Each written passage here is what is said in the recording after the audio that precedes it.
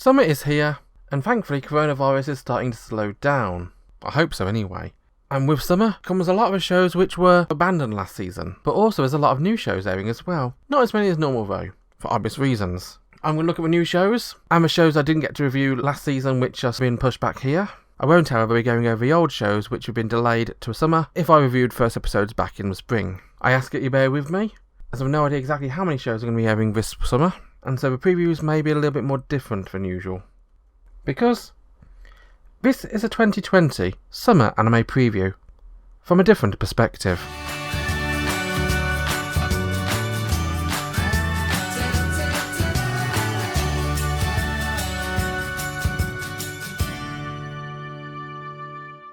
You think Funimation had learned their lesson already. After the disaster, which involved delving deep into the underbelly of the fantasy red light district, we now find ourselves delving deep into a world of perversion and Super Sentai series, as we enter a world of Super Hex Heroes, or Super HX Heroes, or Hex Heroes. Not quite sure how to say it.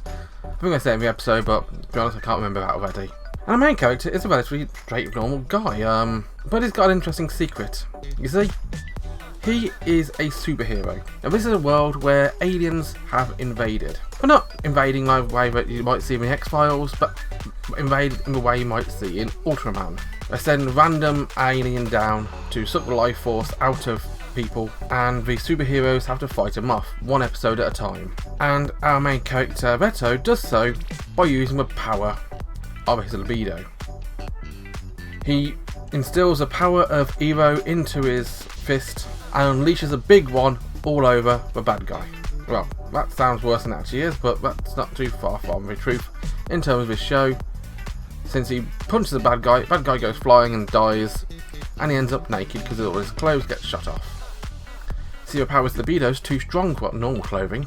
Of course, the main reason why Reto's doing this is because, as a kid, his girlfriend, or the girl he liked, sacrificed herself to save him. And that girl now pays him no attention whatsoever, because these aliens don't kill their prey. They just suck out the Ero force out of them all.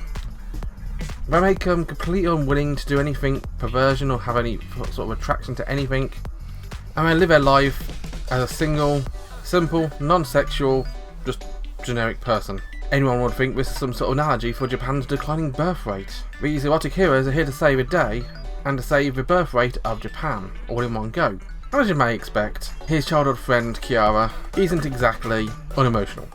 She acts all standoffish, as you might expect, with having her erotic tendencies sucked out of her, but the truth behind it is she has so much erotic senses that they weren't able to suck it all out of her, and so she's still got all that eroticism hidden in her, locked away inside an Iron Maiden. And so when she witnesses Reto sacrificing himself to save her, suddenly it all wells forth and she explodes with erotic fortitude and saves the day again. Hex Heroes is a very basic show. It's not going to win any awards for great plot. The characters are interesting, but only on a two-dimensional level. The one thing which disappoints me is, despite the entire nature of the show, and the fact we end up naked every 5 seconds, it isn't hugely laying it on with the naked fan service. There's innuendo here and there, there's groans and moans here and there, but it's not as if you're getting panty shots every 5 seconds. If you are interested in watching this one's airing over at Funimation. The year is 2015, and the new anime which is airing is Monster Musume, an anime about a guy who ends up being loved heavily by a lamia and a centaur. But that's not this show. This show is basically that show. But that's not this show. This show's a monster girl doctor. What's that got to do with Monster Musume? Well, a lot to do with it, mainly because this is exactly the same thing. It's another show playing on the hugely fetishistic world which is monster girls. And don't get me wrong, I like a good monster girl myself. I mean, they're very attractive at times. But this is just a show which is there to get people who like monster girls in that way to watch it and buy merchandise. As introduced to our main character, Glenn, who is a doctor, a human doctor. And of course, being a human doctor, he's able to see all his patients in interesting ways. We're introduced to him fondling up the breasts of a cowgirl. Literally, she's a girl who looks like a cow, caressing her ears in a very sensual manner. The cowgirl is very, very enamoured by the touching, let's put it that way, much to the dismay of the Doctor's assistant, who in no way is Mia. Glenn's assistant is Safantite, another Lamia, who is a doctor who studied with him at school. She clearly wants him to fertilise her eggs at some point. That much is plain and simple to see.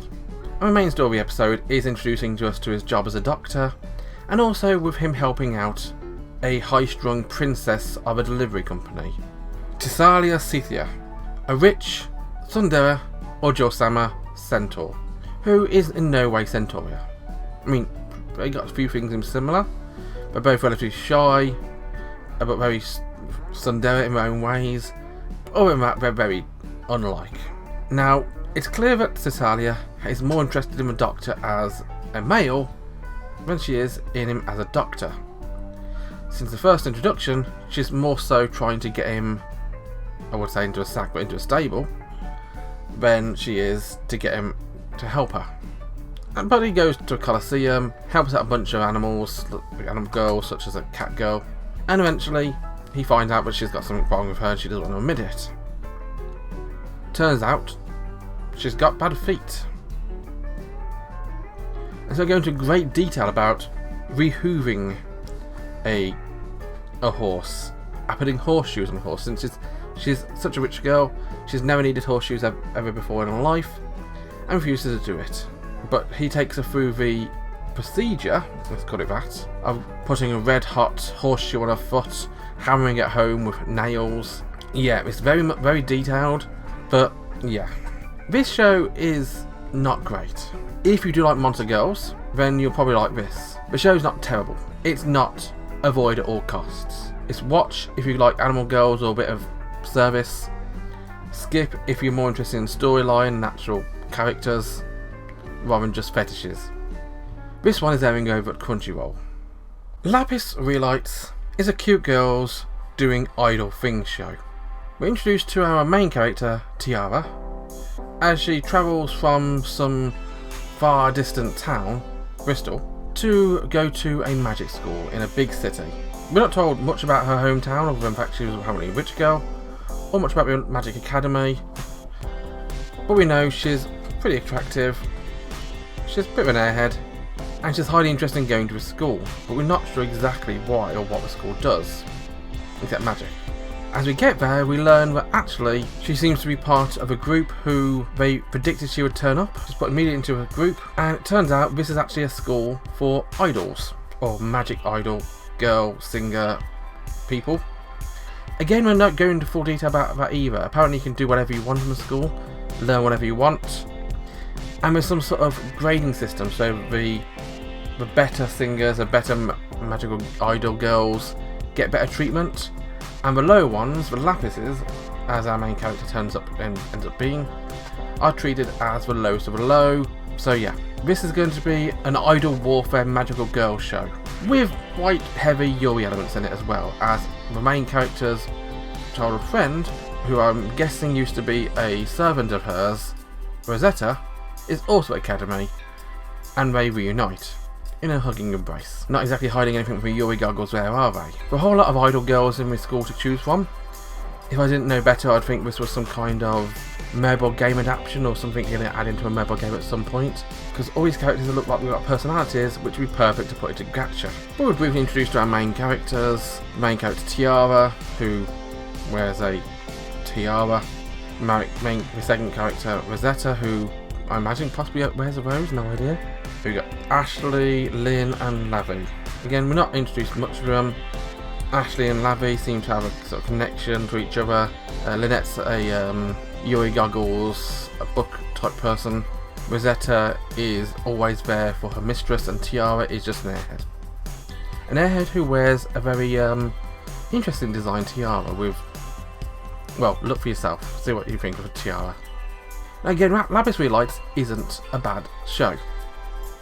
It's far from being a good show as well, but it's far from bad. I'm going to give this one a few more episodes. Again, I'm a sucker for Yuri bait. I don't mind idol shows, and magical girl shows are my jam as well. This fits all the right notes for me, but it's not a great show. This one is also airing over at Funimation. What's that smell? It smells a bit like Tuni.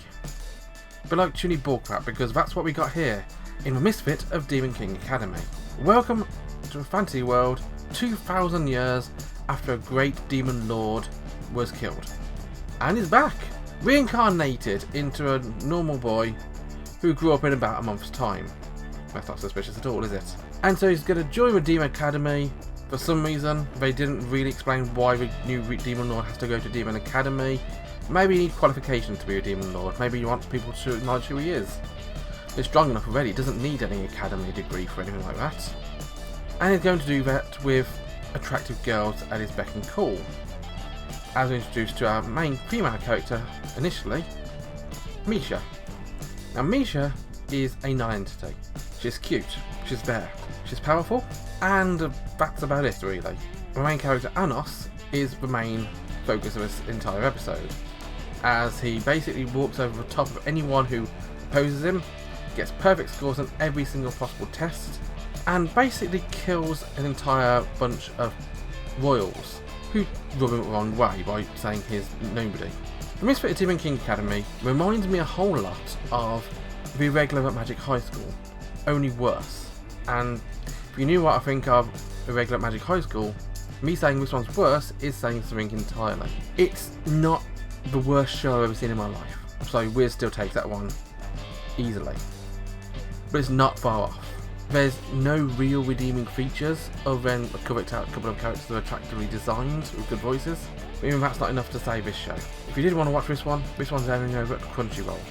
This really hasn't been a strong start to a season, has it? 4 shows? 2 shows which I probably won't continue, and 2 shows which I definitely won't continue. But what about you? What did you think of them? And do you disagree? Let me know in the comments, and join me next time and look at 4 more new shows. Thanks for watching, have a wonderful day, bye bye.